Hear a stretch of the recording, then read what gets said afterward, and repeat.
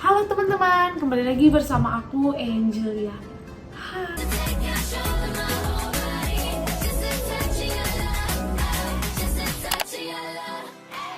Di video kali ini aku mau menjawab pertanyaan yang sedikit agak sensitif sih sebenarnya sih, kayak banyak banget tuh yang nanya kayak Angel berapa sih gaji di BCA itu? Emang ada bonusnya ya kayak, atau emang ada benefit lainnya ya? Nah, sebelum langsung masuk ke videonya, aku pengen mastiin kalian dulu nih udah subscribe aku. Kalau kalian sayang sama aku, pasti kamu tahu dong harus ngapain. Pastinya harus subscribe YouTube aku dulu biar aku makin semangat bikin videonya buat kalian. Nah, karena aku rasa tuh kok masih sedikit aja yang subscribe aku. Pastinya kalian belum tahu banget kan apa sih magang bakti itu, berapa sih gajinya, dan paling kalian juga cuman tahu beberapa persyaratannya aja. Kayak contoh, kayak misalnya lulusan SMA terus juga nilainya batasnya 7,5 misalnya gitu-gitu. Padahal kalian belum tahu kan magang bakti itu sebenarnya itu seperti apa. Dan enaknya tuh segimana kalian pasti juga belum tahu kan. Makanya kalian harus tonton terus video. Dan yang udah aku pernah kasih tahu ke kalian itu, yang aku bilang di BC itu magangnya cuma 3 tahun. Dan 3-tiganya itu kalian pastinya training. Pertama training tahap dasar, yang kedua training tahap terampil, yang terakhir training tahap mahir. Dan di setiap trainingnya itu kalian wajib mengisi surat perjanjian kerja yang akan kalian tanda tanganin di atas materai 6.000. Dan sedikit bocoran aja ya, emang sih ini agak sensitif sebenarnya, tapi mungkin bisa menginspirasi kalian semua, bikin kalian termotivasi supaya masuk di BCA tuh. Kalau kalian tahu di BCA ini gajinya tuh di atas UMR, tergantung domisili kalian ya. Misalnya di daerah mana tuh UMR-nya berapa, paling juga di atas UMR sih. Kalau aku pribadi, kasih nggak ya? Kasih aja deh, aku itu gajiku itu di atas 5.000 kayaknya. 5.000 itu kan tahun ketiga ya. Tahun pertama kayaknya masih 4.700.000-an kayaknya deh.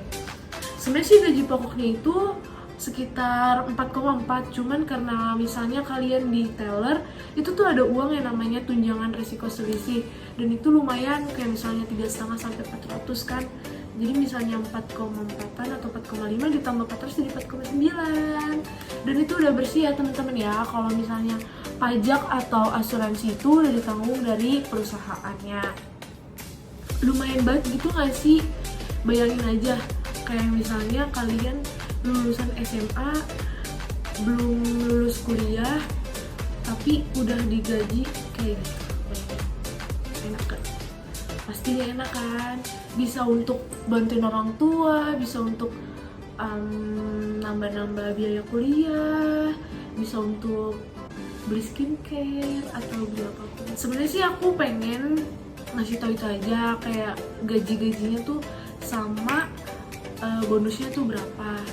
Tapi kan belum akurat banget nih yang aku kasih tahu, karena tuh setahu aku setiap tahunnya itu angkanya tuh terus menambah, gajinya tuh terus naik, karena kan mengikuti UMR yang sedang berlaku pada saat itu kan.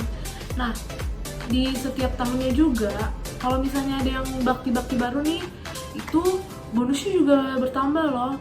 Pokoknya sih waktu itu teman aku sih, kalau senior aku dulu yang udah lulus, dia beda 1 juta lebih gede aku, karena masuknya kan duluan dia, jadi dia lebih kecil gitu bonusnya. Jadi mungkin kalian yang baru banget nih, masih anget banget melamar, mungkin bonus kalian bisa lebih besar daripada aku, dan juga gajinya juga bisa lebih besar. Untuk menambah informasi aja, karena yang aku terima nih dari komentar-komentar kalian di video aku ataupun di DM Instagram aku, itu tuh kalian banyak banget yang nanya, dan masih terus banyak banget yang nanya kayak misalnya, kak kalau misalnya kerja di BCA itu mukanya harus mulus ya atau harus tinggi ya. Aku tuh sebenarnya sedih banget kalau denger atau baca pertanyaan kayak gitu, karena tuh kalian tuh nggak perlu insecure yang udah sering banget aku bilang. Mungkin kalau kalian juga pernah DM aku nih, pasti aku juga jawabnya kayak gitu kan. Kalian tuh nggak perlu insecure, kalian tuh udah cantik pada porsinya masing-masing. Mungkin nanti akan lebih cantik lagi kalau udah masuk.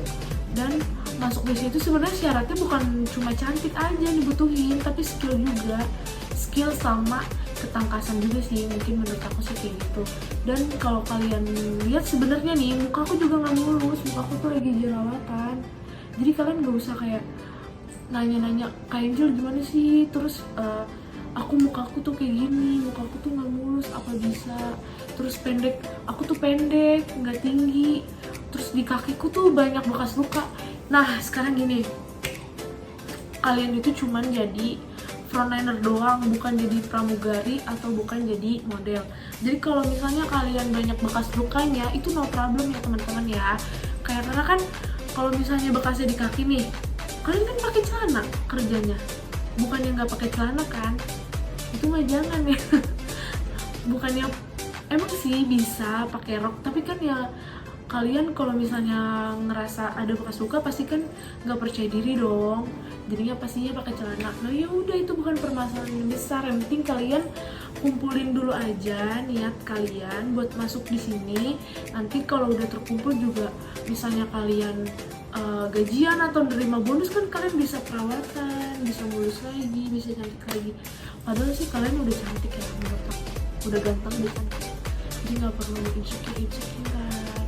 Dan banyak banget yang nanya, bisa nggak sih kak jadi karyawan tetap? Jujur jawabannya bisa enggak, bisa iya ya, karena aku sendiri juga ngerasain kayak gitu kan. Kalau misalnya kalian mau jadi karyawan tetap, pastinya kan kalian harus ada tingkatan-tingkatannya, kayak misalnya kinerja kalian bagus atau enggak, terus bisa penjualan kalian tuh gimana, banyak enggak kalian membantu cabang kalian untuk menjual misalnya asuransi kah, terus jualan mobil, jualan rumah, jualan banyak deh, pokoknya banyak yang kalian harus tingkatin kinerja kalian nih biar bisa dilirik sama atasan untuk direkomendasiin menjadi karyawan tetap. Kalau misalnya cuma-cuma kayak misalnya kalian udah S1 tapi kalian nggak punya kontribusinya untuk cabang, ya terus siapa yang mau masukin? Pasti kan percuma aja kalian jadi sarjana. Tapi beda halnya sama kalau misalnya kalian lulusan SMA tapi kalian tuh semangat jualannya tinggi, terus pokoknya pengen banget deh kerja di BCA, pasti kan ketahuan dong sama atasan tuh, pasti kebaca. Nah kalian pasti disuruh kuliah, nanti kalau misalnya udah lulus kalian bakal dipanggil lagi ke BCA buat jadi karyawan tetapnya. Itu sih, soalnya banyak banget yang nanya sama aku tuh cara jadi karyawan tetapnya gimana, apakah ada pengangkatan atau gimana sih caranya jadi karyawan tetap. Ya itu caranya. Jadi rangkuman video aku kali ini itu gaji di sini berapa. Tadi sih di rate-nya itu 4,6an itu udah pokok ya, pokok sama tunjangan selisihnya.